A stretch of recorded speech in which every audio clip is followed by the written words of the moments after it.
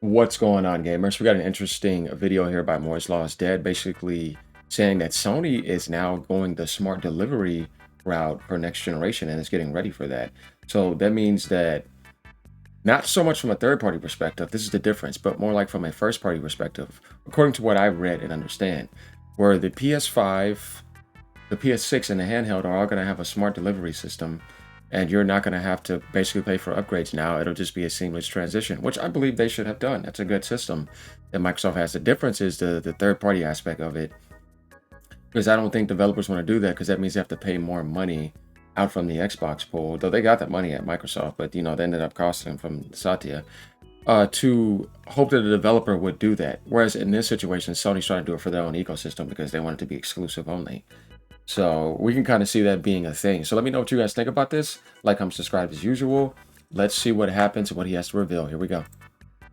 About PlayStation 6, proving the handheld is 100% happening, that Sony's still doing things in the back end to build support for it early. And I even have more information on PlayStation's answer to Xbox Smart Delivery and a bunch of PS6 features and PSSR updates as well. But first, let's go through some new information I have received regarding proof of the PlayStation 6 handheld. You see, recently, sources of mine provided some updates on how power saver mode is progressing, and it is now just 100% clear that this power mode is a Trojan horse for supporting PS6 handheld backwards compatibility early, right? Let me put this on screen here. Here's a diagram that I recreated from Sony's guidelines to game developers for supporting power saver mode. Now, to be clear, like I said, this is almost one-to-one with a diagram from Sony, but it is something I recreated to avoid them having to sue me again. So yeah, there's some changes in wording and colors, and technically it's a recreation, but anyone who's seen these documents would see this and know exactly where it came from.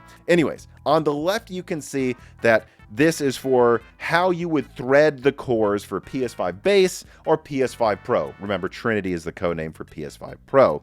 And yeah, no real surprises here. Look, there's 16 threads. You remember, they start at 0, not 1, so it's 0 to 15. That's 16. 16 threads, and that corresponds to 8 cores because each core runs 2 threads. All right, so a game can use up to 14 threads, although generally they use 13. And then power saver mode can use, only 8. And then there's a bunch of unused threads. And in fact, it allots for more than 2 threads for the system.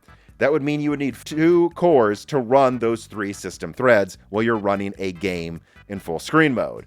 And then if you switch to minimizing the game, still, devs are required for their game to support low power mode. They are required to still keep the game just running on the 4 cores that are the primary game cores, well then using a little bit of them then to run the system while the game's minimized so it's less sluggish, and they still get access to at least 3 threads in the background as well directly. Guys, this is the exact specs of the PlayStation 6 handheld. 4 Zen 6C, right. so 8 threads for the game, and then 2 Zen 6 low power cores that go up to 4 threads that can handle those 3 system threads. They would only do this if they were building low power mode as a compatibility layer for the handheld. And I want to explain why that is, by the way, because I'm sure a lot of you are going, but wait a second, I mean, if you use less cores, don't you save energy? And the answer is not really. Like, if you wanted to save energy, what you would actually do is you would make it run at lower clock speeds. Like, instead of like 3.4 gigahertz or whatever, you would limit it to like 2.4 gigahertz, and you would actually still want it to use as many cores as possible. Now, that may sound counterintuitive to people that aren't giant CPU hardware nerds, but I actually think it's quite easy to explain to the layman. So think of cores as maximally efficient the lower they are clocked, not the less you use at once. Like a 16 core CPU on a desktop will actually tend to save more energy running a few tasks at once than if you just had 2 cores, because those 2 cores are running much hotter and harder and burning more energy than just switching tasks to a few cores that can take breaks. Think of it like if you were to try to lift a refrigerator by yourself and you just were struggling like, ugh, and like, yeah, maybe eventually you would if you're crazy strong and you move it somewhere. But was that really more efficient than if you just called 3 of your friends over and all 4 of you lifted it very easily and then just moved at a reasonable pace to get it to where you want it to get to? That's what it's like with cores. Like, you actually expend much more energy making 1 or 2 cores work harder than if you have a bunch of cores work in a more relaxed setting, and thus This is not programmed to save energy. Sony's trying to tell you it is to hide this, but it's not. This is obviously programmed as a compatibility layer for the PlayStation 6 handheld and one with the exact specs that I've leaked. But we're not done. There is even more evidence for PS6 support in... Yeah, I mean, he has been saying that, and I've seen other people talk about it too. I think the PlayStation 6 handheld is definitely going to happen, and they want their own exclusive ecosystem. And that definitely will be something to hold on to so that we can realize that he was pretty spot on. Sony's answer to Xbox Smart Delivery. All right, let's get to this. It is called PlayGo, and it specifically has new updates in it, clearly to support a PlayStation 6 handheld console. And I'm going to leak those details, also details about Sony and... Okay, hold on. Let's zoom in on this.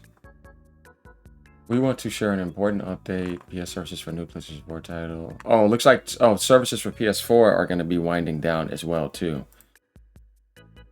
So, yeah, that's kind of strange.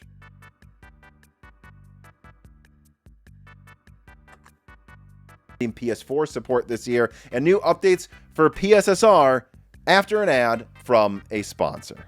This piece of content is brought to you by the Red Magic 11 Air, and if you're a mobile gamer, you really should hear it.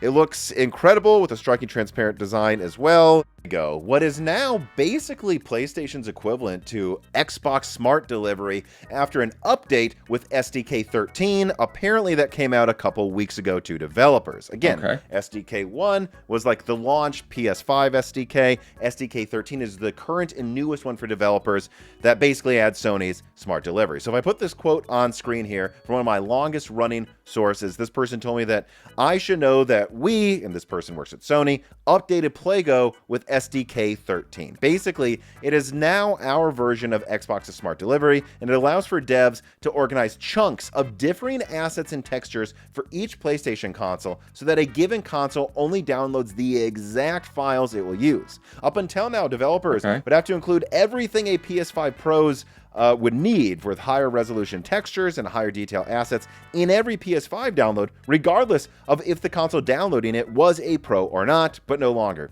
Devs can now specify downloads for PS4 plus PS4 Pro. It can't distinguish between PS4 and PS4 Pro. It's just one standard PS4 package still because their software is just older or something. But anyways, you can specify for the PS4 consoles, for PS5, for PS5 Pro, and also for PS5 Power Saver mode. I'm not kidding, people. I've seen it, the documents myself. It's true. Yes, Power Saver mode is getting its own asset in texture packaging like it's its own console. Like you could use it points out, this would only be done if this mode was going to be the entire basis of a new console that might need its own tweaks. You save no energy by using smaller textures on the PS5. Clearly, this is building compatibility for the handheld. So there you go. I think not only is Power Saver mode getting programmed like it's for a handheld based on the specs that I've leaked for the handheld, it's actually getting its own bespoke asset and texture Smart Delivery support. But I'm still not done. Interesting. So it's like what I was reading then. Sony is preparing for that, but it's going to be, I guess, something for PlayStation 5 games only. Not PlayStation 5 games, PlayStation first-party games only. Third-party, they're still going to leave that alone, obviously.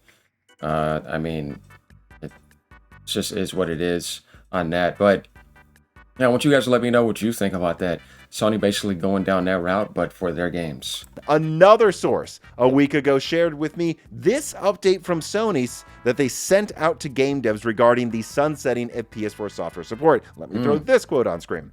And to be clear, this isn't me quoting a source, this is me quoting an update Sony sent to game developers recently. But anyways, what Sony told game devs is that they want to share an important update regarding PlayStation Network or PSN services for the new PS4 title submissions. And yes, by the way, I'm aware that Sony isn't using PSN publicly anymore. Behind the scenes, it's still over a bunch of documents, so I'm aware. But anyways, Sony said that starting in spring of 2026, legacy PSN services will be sunset for new PS4 submissions. This means that any new PS4 title submitted after this date will no longer be able to integrate with the following legacy services: activity feeds, there's NP in-game messaging, peer-to-peer communication, NP singling. I'm not going to read all of these. I just included them so that if someone did follow actual game development and wanted to know, this is what they said. But the important point is they're just sunsetting a boatload of PS4 services.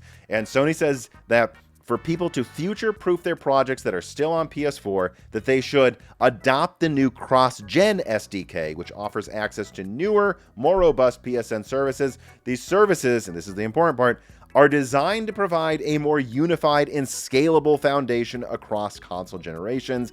And Sony appreciates your continued partnership and collaboration as we evolve our services to deliver the best experience for players and developers alike. We will provide more detailed dates and timing for this change as we get closer to transition.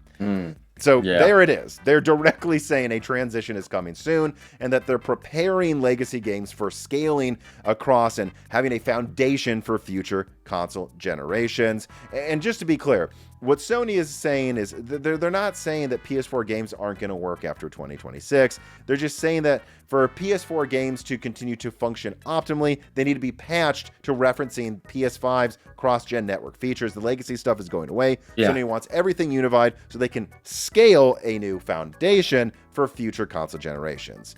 And to be clear, devs I consulted with last week about this believe there will likely be a translation layer or fallback for unpatched PS4 games, but they're probably not going to run very well, or at least not as well as if they were to patch their games directly for PS4 to PS5 cross-gen SDK. And, frankly, who knows? I mean, Sony might push some forced compatibility thing and some update, but I will say this, by 2027, the PS4 will be 14 years old. Any game that's not patched for the latest SDK, I'm just communicating what I've gathered talking to developers. They say that basically, if a game dev didn't patch their game with what Sony's putting out there to prepare for next gen, that the game probably is single player only and not being supported anymore by the game dev anyways, and so it probably won't need optimal network features to continue to function, because it doesn't really need any new network stuff. It's just going to run as a single player game. But anyways, let me start. So yeah, I mean, there it is, guys. The PS6 handheld is pretty much proved, he's saying, by what's in those documents. Sony now has a smart delivery system that they're getting ready to integrate, and the PlayStation 4 support is going to be winding down, and it'll be joining that smart delivery transition, from what we understand. To see, I know that so it's kind of confusing in a way, but basically, I kind of get what he's saying. They're not going to focus on single formats anymore. Like if there's going to be a PS4 aspect, it's going to be some type of unified SDK kit or something. We'll find out more over time, but I think you guys kind of get the idea of how that's going to work. And that's for like a small crowd left over anyways. But then at the end of the day, yeah, pretty much ending support for PS4. It's lasted long enough because some of these games are just not going to be able to run on it. And yeah, what do you guys think about that PS6 handheld? What do you think, of course, first and foremost, about Sony following Microsoft's somewhat strategy in that sort of sense too, because that's going to be a thing to talk about. They're copying Xbox. I mean, they are definitely going after that strategy that they're using. There's no doubt about that. So I'm not sitting here trying to defend that. So leave a comment down below. Let me know what you guys think. As usual, interesting stuff. Later. Keep gaming no matter what platform you're on, guys.